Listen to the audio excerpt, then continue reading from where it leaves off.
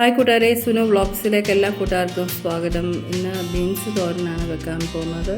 പയോ വീഡിയോയിലേക്ക്.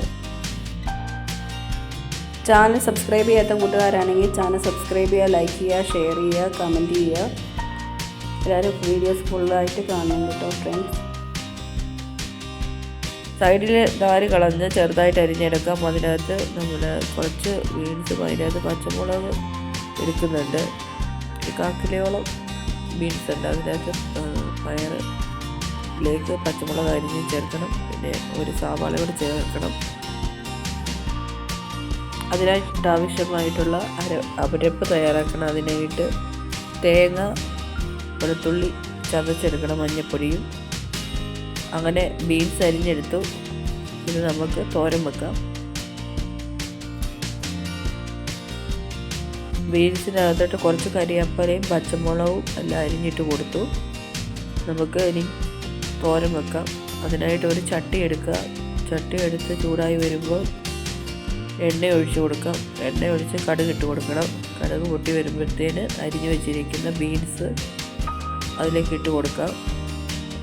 ബീൻസ്, പച്ചമുളക്, കരിയാപ്പല എല്ലാം ഇട്ടിട്ടുണ്ട്. അതിനകത്ത് കുറച്ച് സവാള കൂടെ അരിഞ്ഞ് ചേർത്ത് ഒന്ന് വഴറ്റിയ ശേഷം സ്വല്പം വെള്ളം കൈ കൊണ്ടൊന്ന് തളിച്ചിട്ട് ആവിയിൽ അടച്ചു വെക്കാം.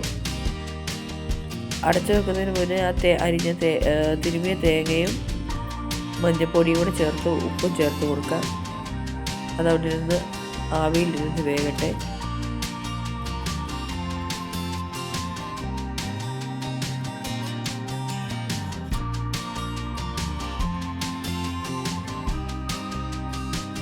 നല്ലപോലെ ബീൻസ് ഇടയ്ക്കൊന്ന് ഇളക്കി കൊടുക്കണം.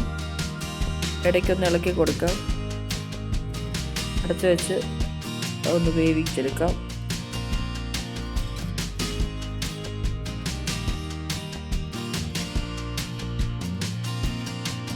ബീൻസിൻ്റെ കൂടെ ക്യാരറ്റും ചേർത്ത് തോരൻ വെക്കുന്നത് നല്ലതാണ്. ക്യാരറ്റ് മിക്സഡ് തോരനായിട്ട് ക്യാരറ്റൊക്കെ ഇട്ട് ചേർത്ത് ഇന്ന് ഞാൻ പിന്നെ ബീൻസ് തന്നെയാണ് തോരൻ വെക്കുന്നത്.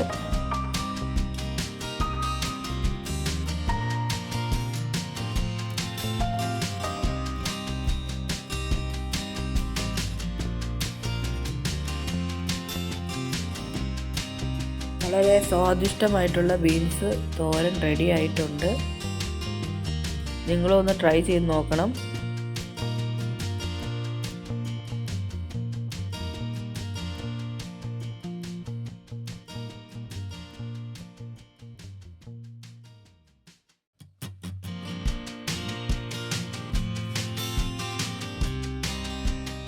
അപ്പോൾ വ്യത്യസ്തമായിട്ടുള്ള വീഡിയോയുമായിട്ട് ഞാൻ വീണ്ടും വരുന്നതായിരിക്കും. എല്ലാവരും എൻ്റെ ചാനൽ സപ്പോർട്ട് ചെയ്യുക.